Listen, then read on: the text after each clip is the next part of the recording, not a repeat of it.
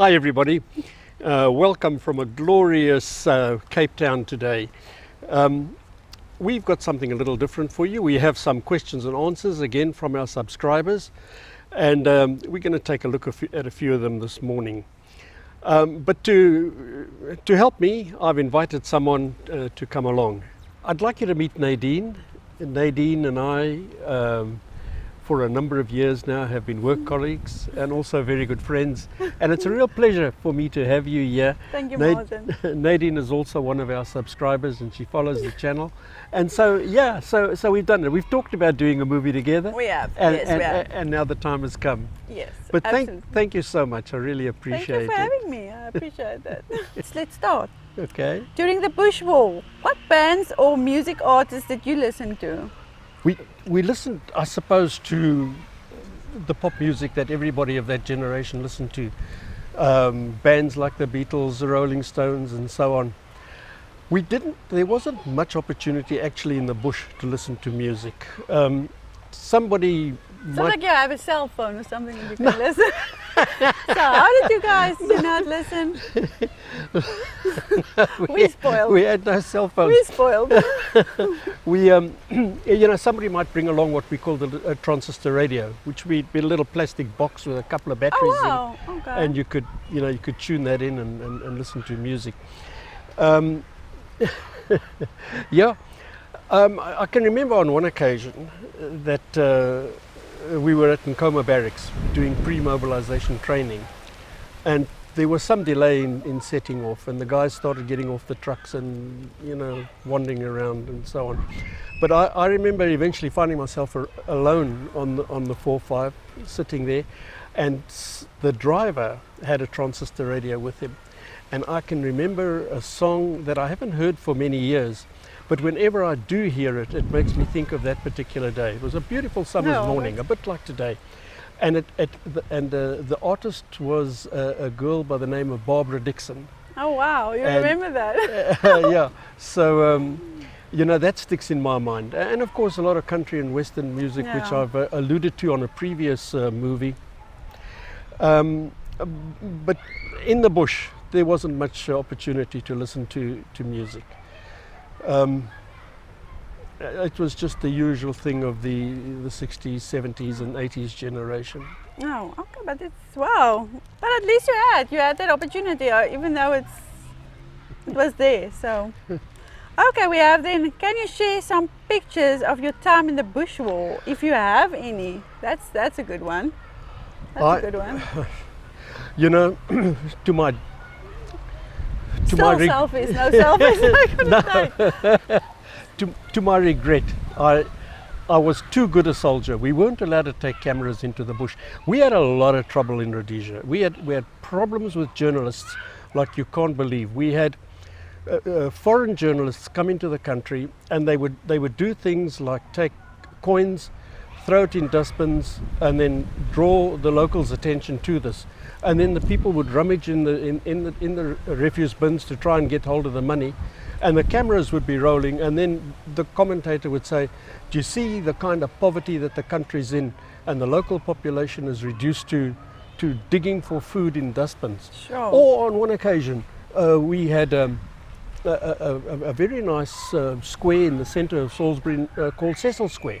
And this is where the pioneers first stopped, raised the flag there. It's where the occupation began. But it's a lovely place. Fountains in the middle, lovely lawns, and at lunchtime people would go and relax over there, office workers and so on.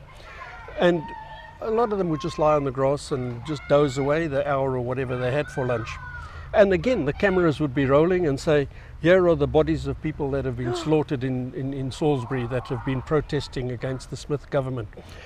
So there was censorship imposed, and we all remember those days very well, and in my opinion, quite rightly so. And of course, one of the things was that the authorities didn't want cameras in the bush, because whatever footage was taken could be used for all sorts of reasons. So I'm sorry, I don't even have one photo, but I'm very grateful for the guys who, shall we say, were disobedient and took pictures, because we have some sort of photographic record now of that war. But there's a lot of stuff on the internet today which is not true, and some of it's very well done, and it's actually difficult to tell the difference between the authentic article and something that has been reenacted. Sure. But for myself, I'm sorry, I don't have one photograph that I can share. Yeah, I see we spoiled today. Then, okay, this is a good one. Do you still have your Rhodesian uniform or other items from the war? I brought down a lot of stuff. A trunk full. I had my uniforms, I had webbing, and I had terrorist kit as well, stuff that I'd picked up in contacts. Wow. That all came down with me. And a lot of film footage, an enormous amount of 16mm film, because I worked occasionally as a freelance cameraman. So just before I left the country, I went along to a place called Production Services, where we made the films that I shot when I was there. And I managed to get all the negatives and the trims and what we call the rushes, which is all part of the process of making films in those days. And I brought it all down with me here. And it just took up space. Yeah. Like the years went by, and one thing I quickly learned when I got to South Africa was that don't talk about Rhodesia. The people aren't interested. Whereas there it was really a question of life and death for us. It was something that was on our minds and it was on our lips every day of our lives. We were talking about the situation and the war. But when you came down here, I quickly learned people aren't interested, and so I didn't talk about it. And eventually, with all this stuff lying around, I thought to myself, what is going to happen to it? And the government at that point passed a law saying all firearms, whether they're licensed or not, must be handed in. It caused a big hoo-ha here in the country. And I had with me a very nice example of a British military rifle that I had bought in Rhodesia. It was known as an Enfield jungle carbine. A beautiful weapon in very good condition, and I couldn't bring myself to go and hand this in at the police station because I knew either somebody would take it home, or it would be cut up, and it just seemed such a loss to me. So I got hold of the castle here in Cape Town. They have a military museum, and I spoke to the curator and I said, could I donate this weapon to the museum? Sure. So he said, well, fine, bring it along. And he took a look at it, and of course he took it with both hands. He was so glad to receive this, and he gave me a receipt for it and said, don't worry, this weapon will not be destroyed because it is now part of the Defence Force, because the museum belongs to the Defence Force. So I was very happy, and then I thought to myself, I wonder if he wouldn't be interested in the stuff that I brought from Rhodesia too, because it's just lying around. And he said yes. So virtually everything went to him. As I said, there was my uniform, my webbing, stable belt, everything. But here and there, something seemed to have slipped through the cracks. And every now and then I'll come across something at home, or I'll find it at my factory in the office there. And so there's some little bits and pieces of stuff lying around, but the bulk of it, I'm afraid, went to the museum, and I don't know what happened to it after that because I haven't seen it on display. But at least you know it's somebody that's interested in it, and it's not going to go to waste. So I think it's. Yeah, I'm kind of happy with it. Of course, since then the world has changed and everybody's interested in Rhodesia, and it would have been really nice if I had some of those things to show folk now. But they are gone. And as incidentally, the film, I got a call from a lieutenant colonel, ex-Rhodesian, in Johannesburg, to say that he had heard I had all this film footage, and they were thinking of, he and somebody else were thinking of making a documentary, and would I mind letting them use this footage? So there it went. Stuff that has never been ever screened anywhere. Nobody's seen it except myself and the editor, and so it was an enormous wooden box full of stuff. Everything went in there and shipped up to them. And you know, these things take time. You can't produce a documentary overnight. Yeah, So no, I obviously. left it and I left it and I left it. And about a year or so later, I contacted the man and I said, I'm just curious, how's the movie going? But something had happened, and he seemed to have aged considerably in the time since I had last spoken to him. And he said something about they were still busy with it. And then later, when I spoke to him again, he didn't know what I was talking about, honestly. So I tried to remember, who did he say was producing this film with him? And I got hold of this man, and he said, no, it wasn't me, I can't remember. And then I got hold of somebody else, and I haven't been able to find that footage. And it's somewhere, no. somebody's sitting with it. And maybe it'll surface one day. I hope so. I hope so, because I thought there was some good stuff amongst it. It would be a pity if it doesn't, and if it does, hopefully your Yeah. name's linked to that. So Oh, wow. they remember you. You gave that. That's interesting. Okay, we have. Sure. That's quite. Okay, they ask, how did you protect yourself from bad weather in the bush? Oh, Goodness, Nadine. yeah. These questions are interesting. I kind of like this. Well, it depends. If you're on patrol, okay, and I mean there's no deadlines or anything like that. It's different if you're doing a follow-up. Then most of the time the weather will just put an end to the follow-up. I mean, I've seen the spoor just dissolve in front of my eyes with the rain. So it's not so relevant really then. But if you're patrolling, what we used to do is, if you can see the rain's coming, and we would just get undressed. When I say get undressed, all you got on is a pair of PT shorts and a t-shirt. Just take it off, roll it up, and stick it in a liner for a sandbag. We used to carry these sometimes in our packs, and that would keep that dry. And then just sit there on a rock or something, and it rains on you, and then the rain goes away, and then you're okay again, and you get dressed. Many's a time, and there's many a soldier that will attest to this, that you just sleep in the rain, and it becomes so much part of your life in the bush that the weather actually doesn't worry you so much. It's just when you're wet afterwards, and Yeah, then it's a little bit uncomfortable, but otherwise you just cope with it. sure. I'm glad I'm a female. In your operations in the bush, did you see any foreign instructors like Soviet or Chinese advisors in the bush? No, and there would be a very good reason for that. One hears stories that there were Cubans in the bush, and that Zipra had Russian advisors over in Zambia, and that these would also come across the border at times, but I don't believe it. And there's a very good reason for that. As I said, as far as Britain was concerned, the declaration of independence that the Rhodesia Front government made, as far as Britain was concerned, that was illegal. The territory of Rhodesia, or southern Rhodesia, was British territory. So to find a Cuban walking around in the bush in Rhodesia legally would be the same sort of thing as finding a Cuban soldier walking around, in the countryside in England somewhere. It just wouldn't be right. And I think that we would have, in a sense, welcomed that sort of thing. If we had found some of them in the bush over there and caught them, I think we would have very quickly caught on to the idea, and we would have said, well, there you go.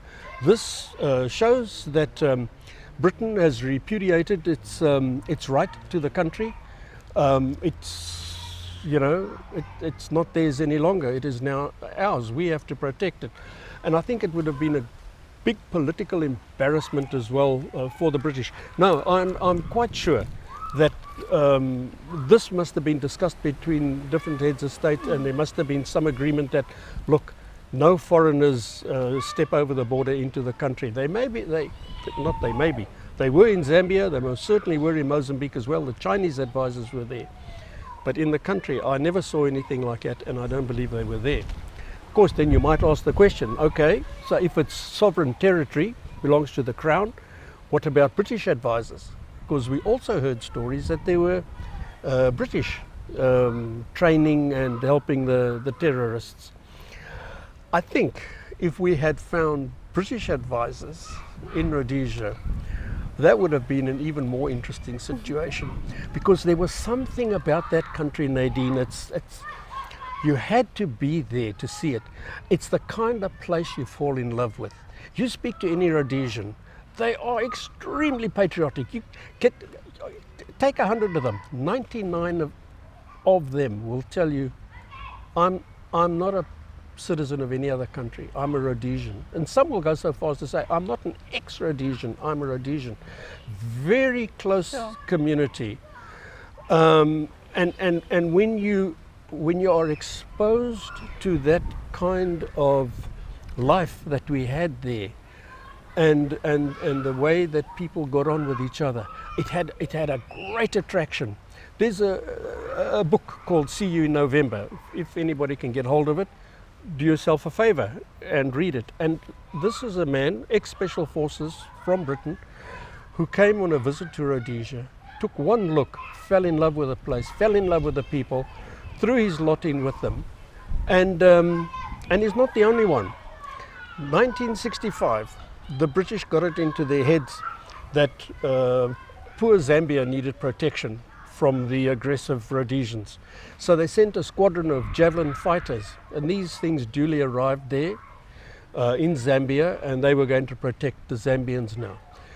But what happened, I understand, is that these RAF pilots found their way over the border over weekends and that, and would rock up at New Serum, and there they would be entertained by the Rhodesian Air Force. And so these guys were all great big buddies, besides which, before the trouble started in Rhodesia, the Royal Air Force and the Rhodesian Air Force had very close ties, as did other branches of the British Army. So here were these fellows fraternizing over weekends, and when they were on duty, they were frolicking around in the skies, Rhodesian pilots in their Hawker Hunters and the British in their Javelins. And it only lasted a few months, and then the British said to them, no, you guys better come on home. So had we found anybody in the bush, Nadine, I promise you, we would have sat them down and said, listen, we can give you dual citizenship. We can take you in the RLI right now. You keep your rank. We would have had no problem, I think, in getting those guys on our sides. Of course, they got families back home, so maybe it wouldn't have been that easy. But from a psychological point of view, I think that it would have been an enormous thing for us to turn around to the British and say, your own people that you send here to come and help our enemies have now joined us. So yeah, I think the British troops were probably told as well, don't step into the country. Wow, you have such a good memory, I'm thinking. It's interesting to hear, because people don't go into detail the way you do, which makes it interesting for us to listen to it, the people that wasn't there. Oh, you're very kind. But I'm going through the questions, and Okay. and I'm checking. It's not a question on here. Okay. But I'm thinking nothing was mentioned about the food that they have there. So I'm thinking, yeah, mate, maybe we should meet in the kitchen and have the food they have there. Well, how would that be? That sounds give great. them the meals that you guys had and what you ate. And it's strange enough, it is something that has come up, and I've been meaning to do it. Great. So we'll settle that. We'll do that. We do have one question still. Okay. We didn't forget about Alan. What interaction did you have with wildlife while on patrol? Well, the bush has got all sorts of things in it. It's got wildlife. It's got insects, and it seems like everything in some way or another is dangerous and can harm you. We were on a cordon and search on one occasion, and this operation took forever. We were there before dawn, and we were standing in a circle around this large village, a whole company of us, and we were probably about 20 paces away from each other, and you couldn't move. And the sun came up, and the hours just went by, and we were kept there. And I mean, you're watching the village because you don't know what is going to come running out. You can't move, and then the flies came. And people who live in Rhodesia will remember this. that so often the flies there seem to descend on the ears of the dogs. You know, your domestic dogs, and that very often their ears would be bleeding. It was a real problem, the way the flies used to bite them on the ears. And that day was the first time that I experienced that myself. And I'm swatting and I'm swatting, and I'm still keeping my eyes open and seeing what's going on. But there were so many of them that eventually I started feeling blood trickling down my ears. And that day, my ears were bleeding as well from the flies. So you had insects. I mean, at night sometimes you couldn't sleep. You had your head right inside your sleeping bag. You were smothered, and it's hot at night sometimes. But you daren't put your head out because there just seemed like the whole place was infested with insects. So you had that to deal with. I was attacked once by hornets, and I don't know why, because I was just walking through the bush with my So you mates. can come and tell the story, Martin. Man, I tell you, they bit me, Come on. and I won't forget it. And I mean, it was a bite with determination and vengeance behind it. Never mind venom. That was the sorest thing that I experienced in the Sure. army. On guard duty at night, when we're on patrol, guard duty when you're in the bush, you're a 4-man stick. Nobody's walking around. You know, you lying. Guard duty is just one person being awake. So I'm lying there in my sleeping bag, and it's nighttime, and the other guys are sleeping, and all you can do is just listen. And I don't know how this creature got so close to me. I just sensed there was something right next to my sleeping bag, and when I realized it was there, it must have realized that I was lying there next to it. And there was this grunt, almost a growl, and this thing took off. And of course it frightened the wits out of me. But it was nighttime, I didn't see it.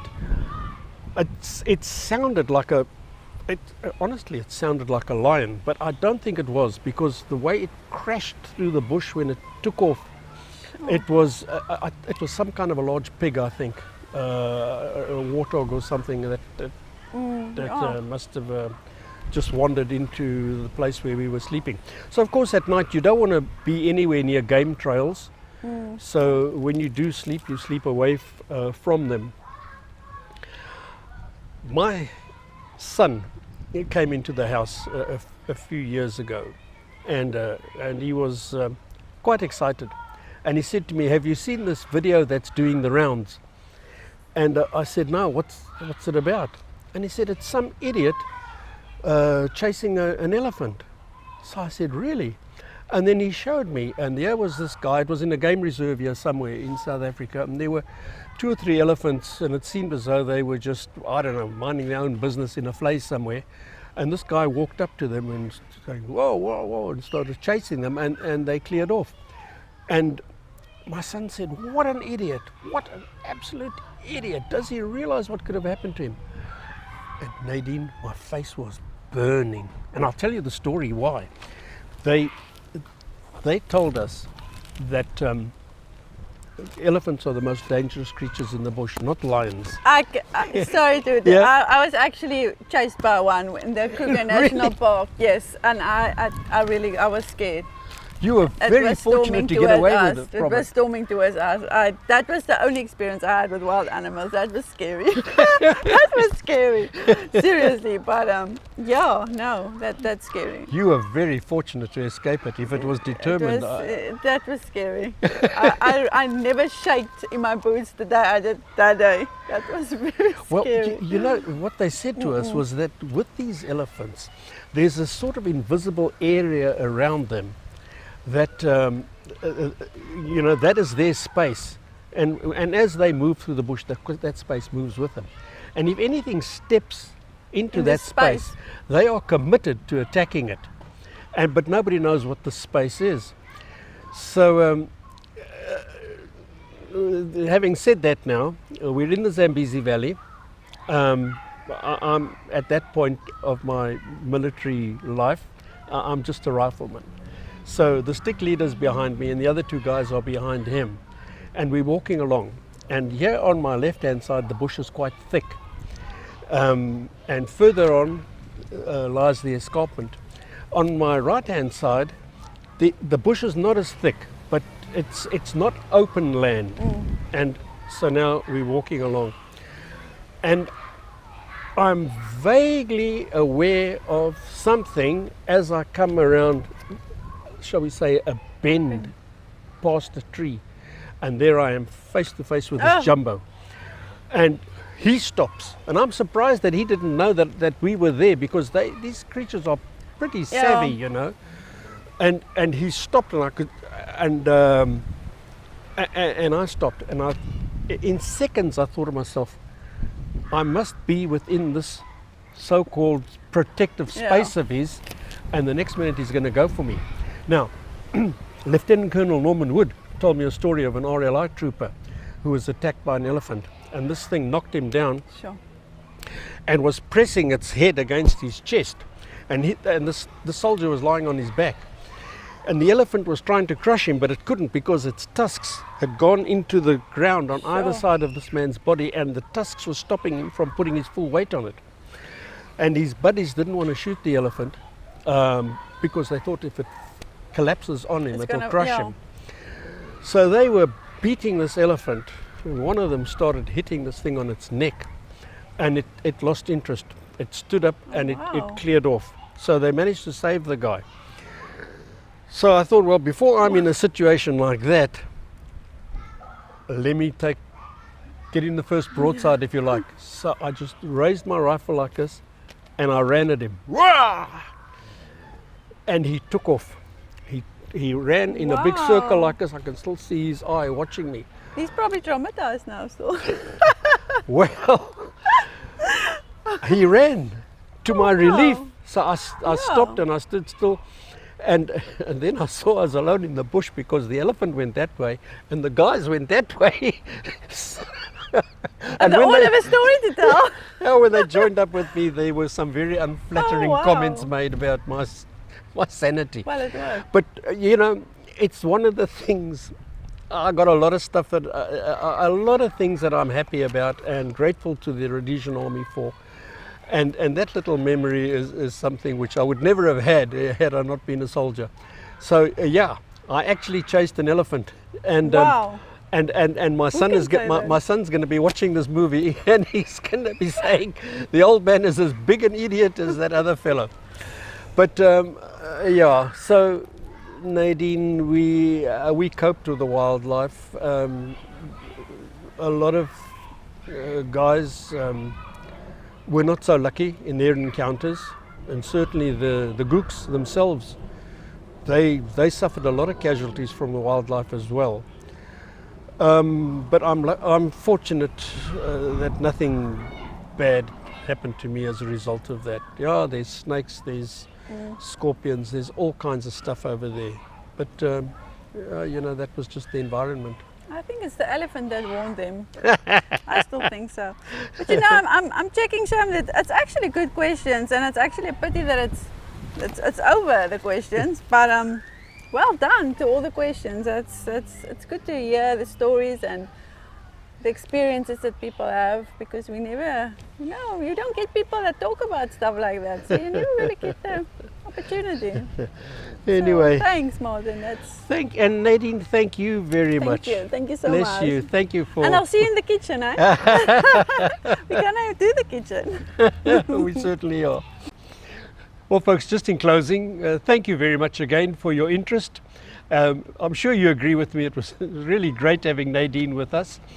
Yeah, and keep a lookout, because as she said, we're going to do a food movie, so that should be quite interesting to watch as well. Folks, wherever you are, take care, look after yourselves, and cheers till next time.